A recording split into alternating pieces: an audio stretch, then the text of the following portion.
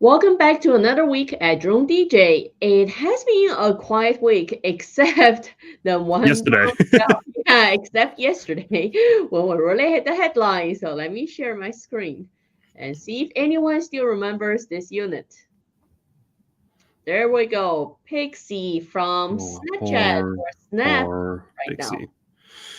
Poor Pixie. The drone that attempted and failed. If you don't remember this drone, this was Snap's entry into the flying camera market. They went so out of the way to not call this a Call it drone a drone. and to call it a flying camera. It's hilarious. So basically, it was like a hand palm controlled there was no controller. It was just like it was all AI and everything and whatever. And it would fly around and take different photos of you or different little videos for you, and then it would send them to the Snapchat app that for you to share or download. I think it was it didn't even last a year, did it? Like it lasted.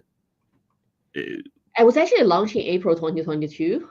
Okay, so We maybe didn't okay, so hear it much, launched. Okay, we didn't hear much after it was launched, though. yeah, like it launched. Didn't I we never I was on a wait list to get a review unit. Never got to me. But before they stopped selling them. I think they were like what 250 for like the large bundle. Yeah, their One website is still up. Their website's still up. Yeah, their website's been up. They never took their website down. A lot of the reviews.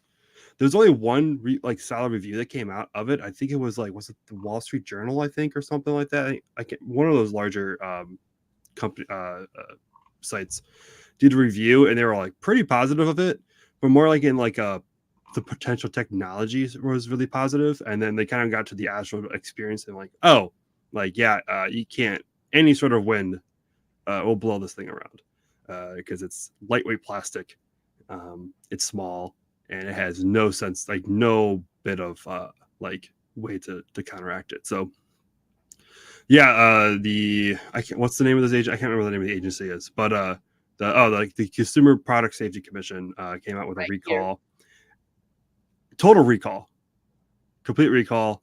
You have to dispose of the batteries and send the drone back for a refund. So if you have one of these, they say like don't plug it in, don't use it, don't charge it, don't do anything.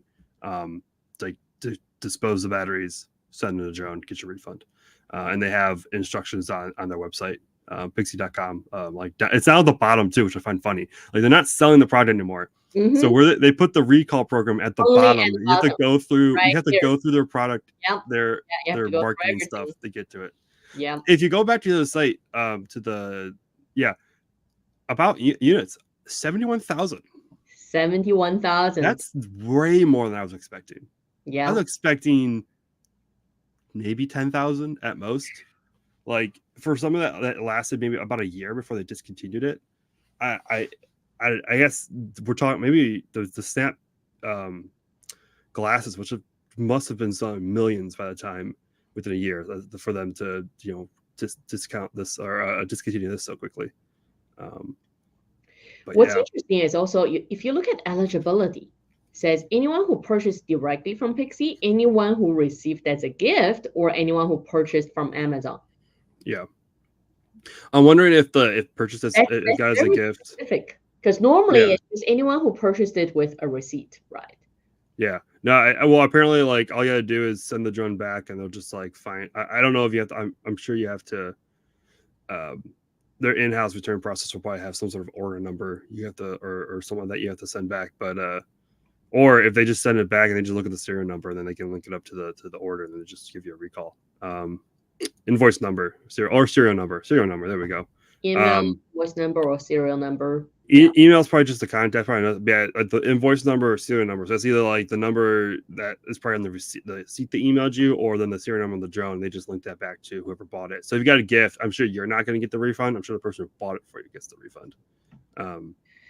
We don't know all the details there, but in general, manufacturers don't accept any potentially damaged or hazardous lithium batteries. DJI is Yep. the same thing, right? So if you have a drone crash and you want to claim your DJI care, the specific instruction will say do not include the battery, only send the drone back.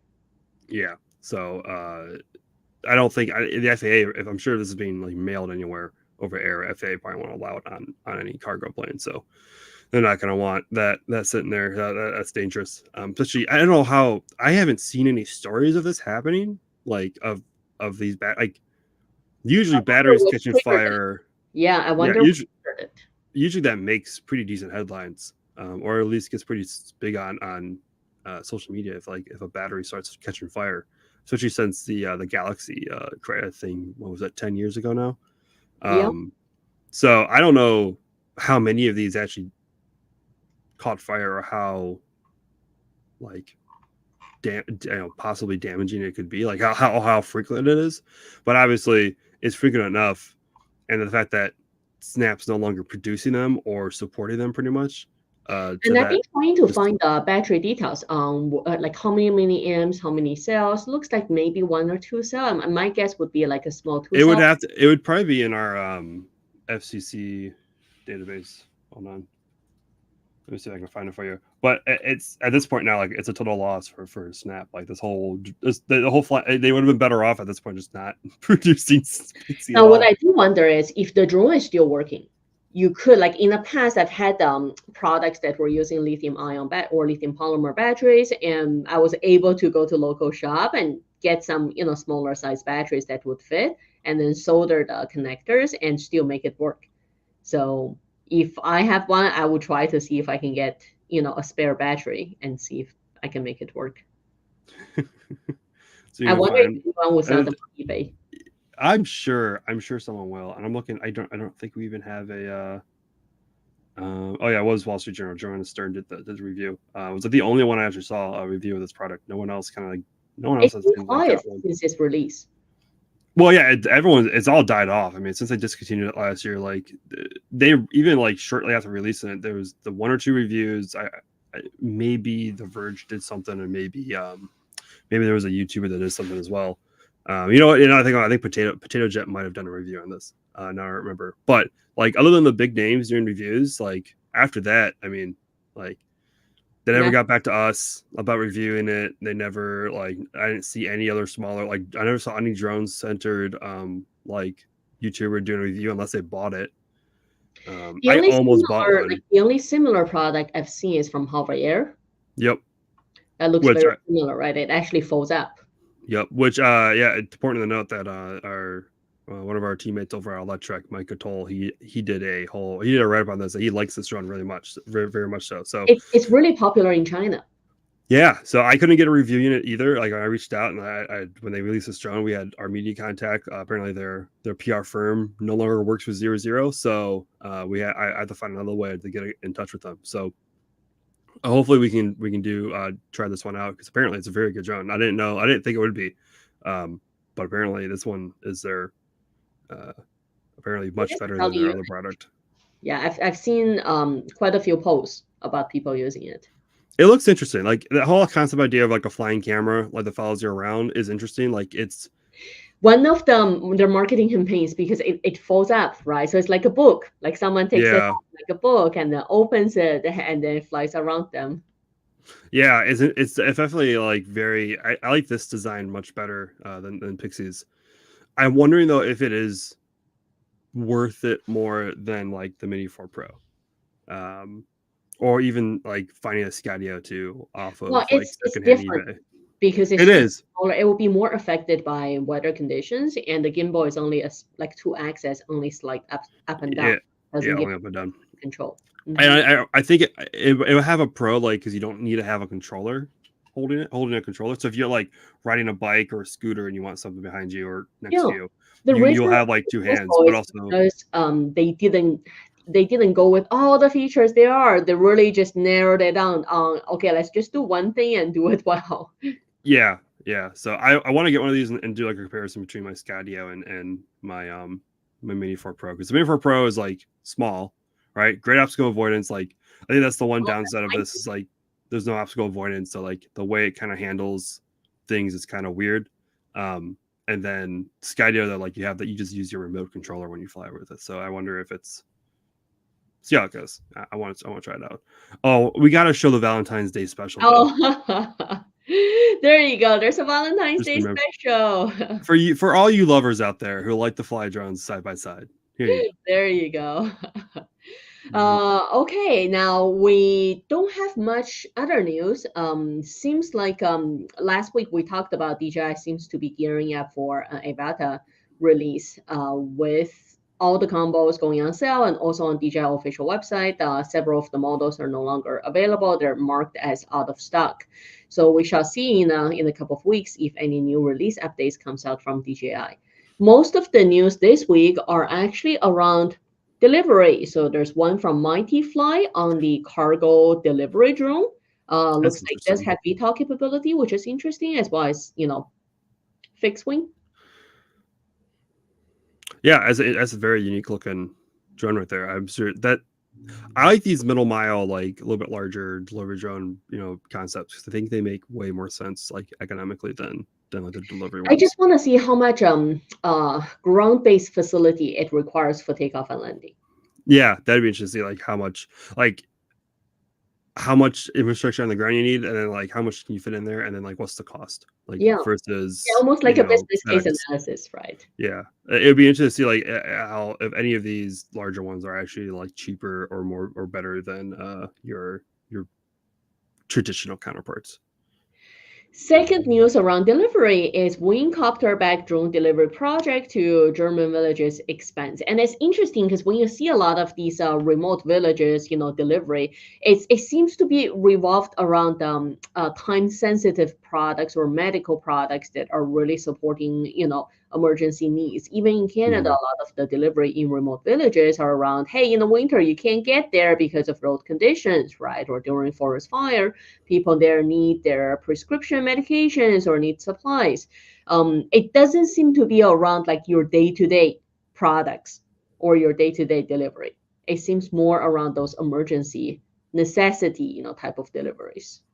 Which I think value it makes the value of it a little bit better. Like I think if you're, it's just like like I'm gonna pay I don't know how much, $15 to $50 for delivery, but it's the medication I really need. Like And the I'll cost. pay that. Yeah, People, you'll pay.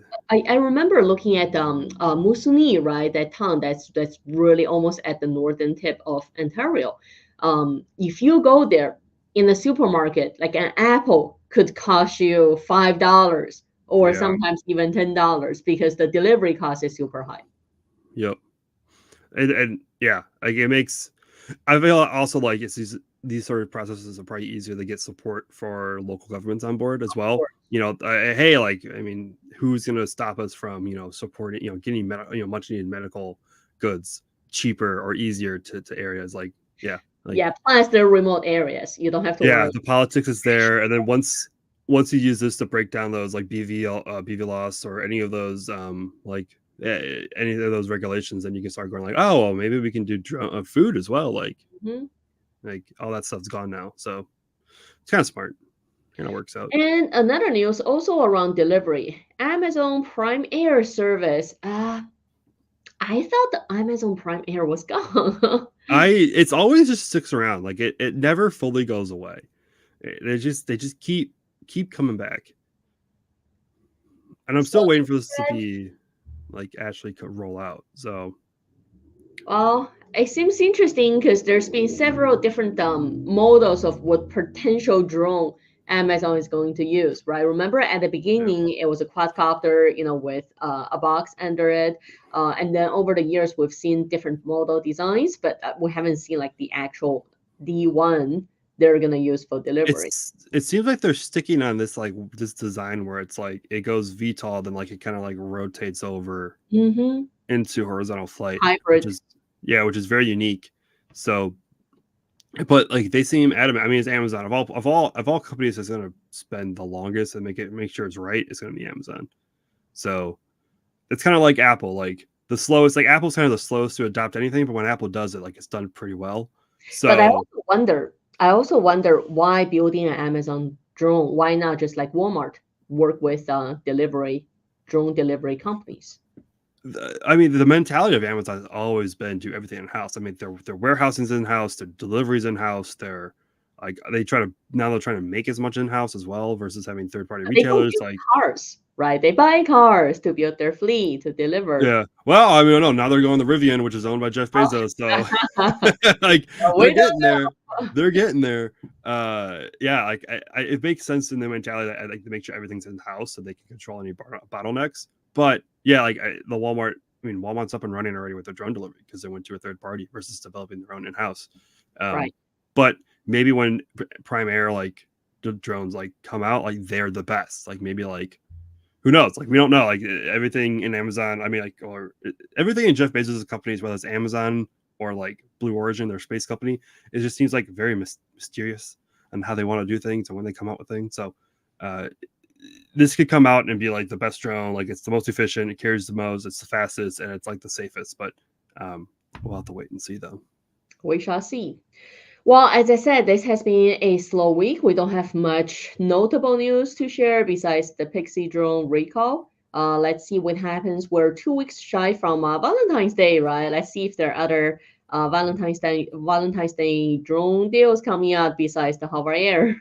Oh yeah, My Julie, wish list is the Avata, but we'll see. you just send that off to your partner. Just like, hey, like, come on, you want to buy me a gift for Valentine's Day? Get us dueling drones. There you go. Cool. Okay, so that's everything we got for you this week. We'll see you back here next Friday.